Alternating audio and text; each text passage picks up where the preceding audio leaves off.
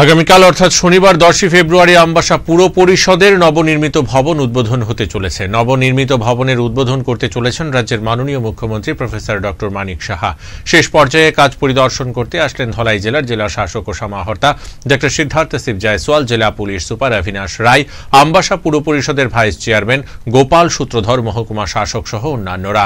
এদিন মুখ্যমন্ত্রী পুর পরিষদের নবনির্মিত ভবন উদ্বোধন করার পর আমবাসা টাউন হলে অনুষ্ঠিত হবে এক অনুষ্ঠান। জেলা শাসক আরও জানান, কাজ সম্পন্ন ইতিমধ্যেই হয়ে গেছে। এখন মুখ্যমন্ত্রী আগামীকাল নবনির্মিত ভবনের উদ্বোধন করবেন।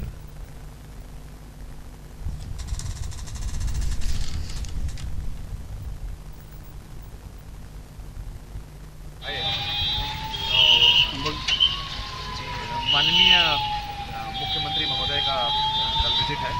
यहाँ पे नया अम्बासा म्यूनिसिपल काउंसिल का ऑफिस बिल्डिंग तैयार हुआ है, तो उसके इनॉग्रेशन में माननीय मुख्यमंत्री